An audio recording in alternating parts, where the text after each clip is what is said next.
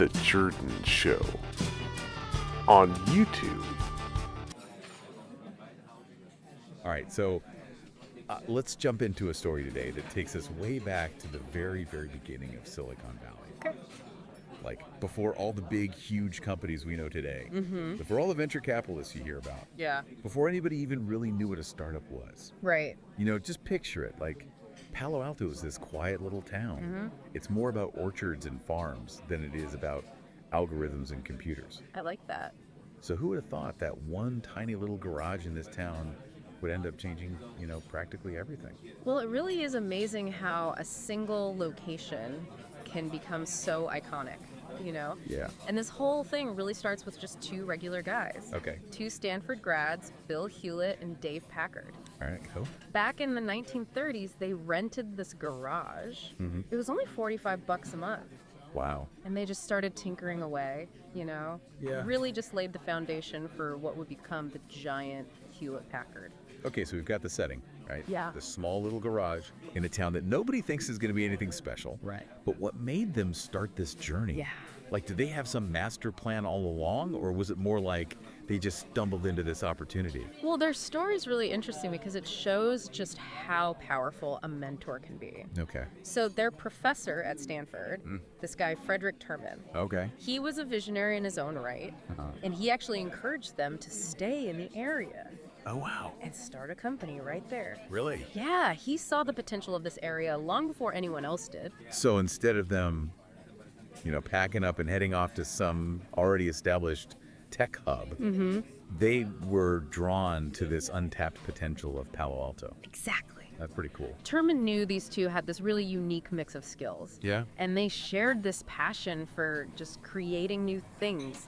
He nurtured that spark, gave them guidance, helped them get some funding. Wow, so he was like, You could almost call him one of Silicon Valley's very first angel investors, oh, wow. even before that term even existed. That's crazy how one professor just believing in these two students Yeah. could have such a huge ripple effect across the whole world. It really is.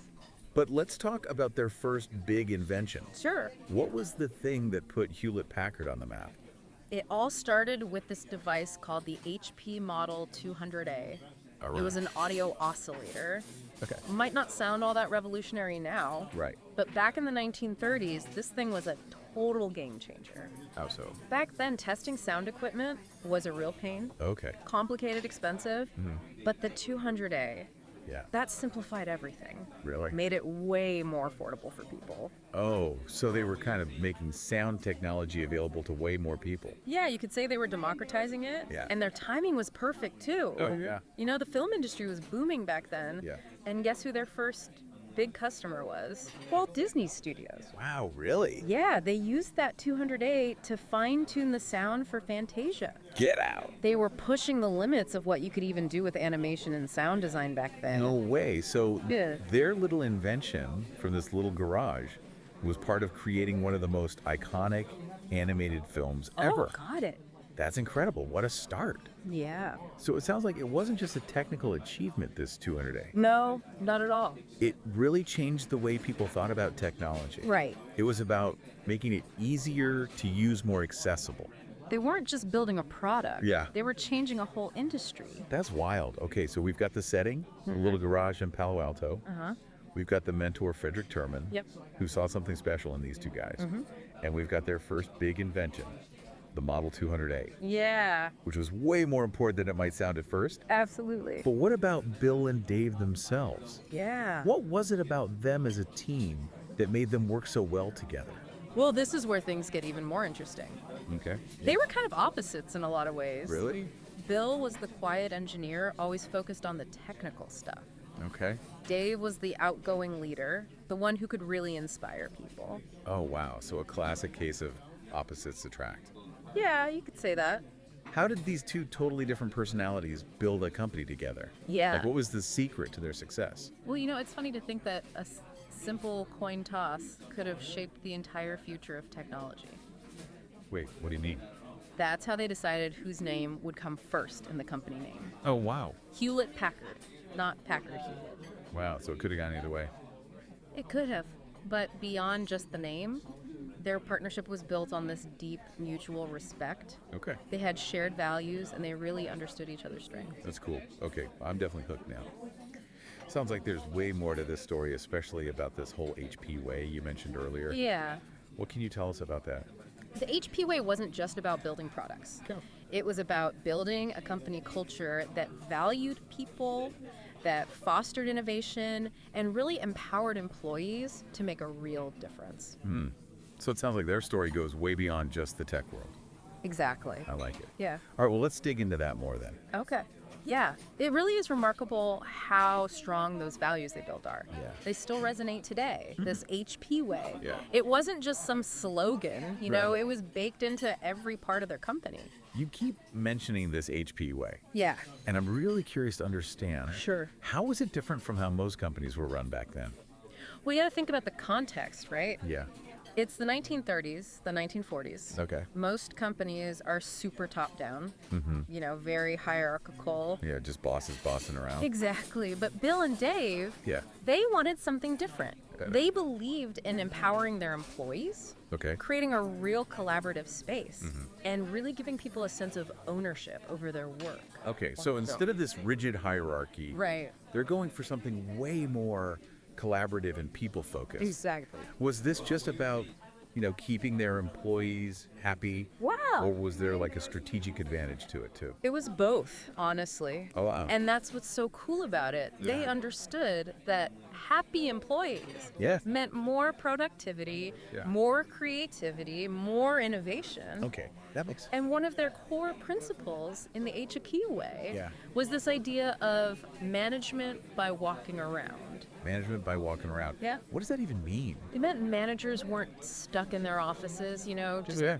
barking orders from afar. They were out on the floor with everyone else, Really? talking to people, getting feedback, building a real sense of community. That's so different from that classic image of, the big boss yelling from behind a desk. So they're really breaking down those walls between management and employees. Exactly. Bill and Dave truly believed that every single person, no matter their job title, had good ideas. Wow. They were always open to suggestions from anyone That's pretty amazing. because they knew innovation could come from anywhere. They were way ahead of their time with this whole management style. Oh, yeah, absolutely. But did it actually work? Yeah. Like, did this happy workplace actually lead to real results? Oh, yeah. The HP way had a huge impact on their success. By course. building this culture of trust and open communication Yeah. and shared responsibility, they unlocked all this creativity and innovation. Can you give me some specific examples? Sure. Like, how did this play out in their products and their business decisions? Well, their dedication to innovation was a core part of the HP way. Okay. They told their employees to try new things, take risks, and always push the limits of what was possible. Okay.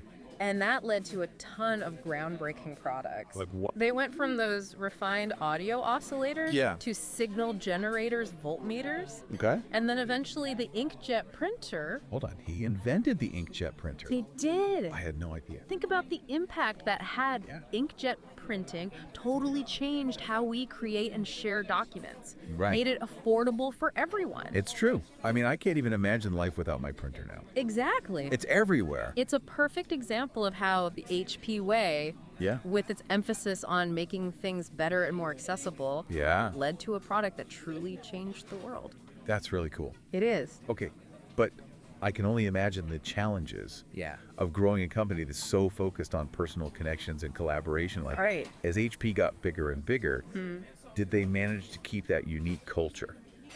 That's the tricky part, isn't it? Yeah. How do you grow and adapt without losing what made you successful in the first place? Yeah, it's a tough balance for sure. And for HP, it was even harder because their values were so central to who they were. The HP way wasn't just a set of rules, it was Right. in their DNA. So how did they handle those challenges? Well, that's a question we're going to dive into as we move into the next chapter of HP's story. Okay. Because as they kept growing and adapting to this ever-changing tech world, Yeah. they faced new tests that would really push the limits of the HP way. All right, well, I'm ready for the next chapter then. Good. Okay, so we've seen how Bill and Dave's vision, starting in that tiny garage in Palo Alto, turned into this huge global company. It's a pretty amazing story. Yeah, and through all that change, the HP way was always there. This philosophy that really set them apart from other companies. Definitely. But as HP moved into like the late 1900s, Yeah. the tech world was evolving so fast. Oh, yeah. Things were changing at lightning speed. So how did they adapt to all that? It was a crazy time, you know? Yeah. Almost like the whole tech industry was being reinvented. And the rise of the personal computer, Right. that was a huge deal. Yeah, I bet. Companies like HP, Yeah. they had to change quickly or they'd get left behind. So it wasn't enough to just keep doing what they'd always been doing. Right. The world was moving on from all that specialized equipment, like those audio oscillators. They had to embrace this whole new world of personal computers. They did. They really jumped into the world of PCs. Wow. Developed their own computers, printers, all the peripherals. And this is where that HP way really paid off. It did. All that focus on innovation and empowering employees. Exactly. So this philosophy that might have sounded a little too idealistic to some people, yeah. it actually gave them a real advantage. It did. But how did that work in practice? Yeah. Did this focus on giving employees freedom and power Yeah. actually lead to successful products in this new PC world? Absolutely. Remember how committed they were to pushing boundaries? Yeah. That led to some incredible inventions. Like what? Well, the inkjet printer is a perfect example. Oh, right. That was a game changer. Yeah. It made printing so affordable for everyone. And now it's everywhere. Exactly. It had a huge impact on homes, schools, businesses all over the world. It's amazing to think about how we rely on inkjet printers now. It's true. But you know, it must have been really tough Yeah. to grow a company with such a strong emphasis on personal connections and collaboration. Right. As HP became this giant global corporation, did that HP way start to disappear?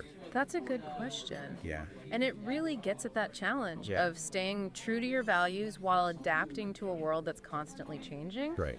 There were definitely some bumps along the way. Okay. As HP grew, Yeah. it was harder to keep that close-knit collaborative culture. Right. I can imagine all that bureaucracy starting to creep in. Yeah, and that can stifle creativity. Exactly the very thing that made them successful. And as the competition in the tech world got more and more intense, some people wondered if the HP way was still the right way to go. Really? They wondered if it was too idealistic, Yeah. too focused on employee happiness. Interesting. So, how did HP respond to those doubts? Did they stick with the HP way even as it became more difficult? Well, it wasn't a simple choice. You know, Right. they didn't just abandon the HP way altogether. Okay. But it definitely evolved as the company grew. How so? Well, remember those core principles. Yeah. Valuing people, fostering innovation, contributing to society. Right. And those values, even though they were expressed differently Yeah? as HP matured, they continued to guide the company's decisions and shape its culture. So the HP way wasn't just this fixed set of rules. No, it's more like a living philosophy. Yeah. Something that could adapt to the changing times. That's cool. So they found ways to instill those values in this much larger, more complex organization. Exactly. I like that. Think about things like employee training and development, Okay. their focus on diversity and inclusion. Their commitment to sustainability. These were all expressions of the HP way. Right. Even as the company was dealing with globalization and all this rapid technological change. It's really inspiring to see how they didn't just throw away their values when things got tough. Yep. They found ways to make them relevant in a whole new era. It makes you think. Maybe other companies can learn something from their story, Definitely. not just tech companies either. Yeah, the story of HP shows us Yeah. that a company's values aren't just empty words. Right. It can actually be a source of strength, Okay. a way to fuel innovation, and a foundation for lasting success. Well, we've covered a lot of ground in this deep dive. We have. From a little garage in Palo Alto to a global tech giant. The story of HP is really a testament to the power of having a vision, Yeah. of embracing innovation, and of putting people at the heart of your business. Absolutely. And what I find most remarkable Yes. is that even as the world around them was changing so much, they never lost sight of their core values. That's so important. Yeah, this HP way. Yeah. It wasn't just about building a successful company. No, it was something bigger. It was about building a better future. Exactly. And on that note, I think it's time to wrap up this deep dive. Okay. But I want to leave you with one last thought. Right. Think about what values guide you in your own life and work. Yeah.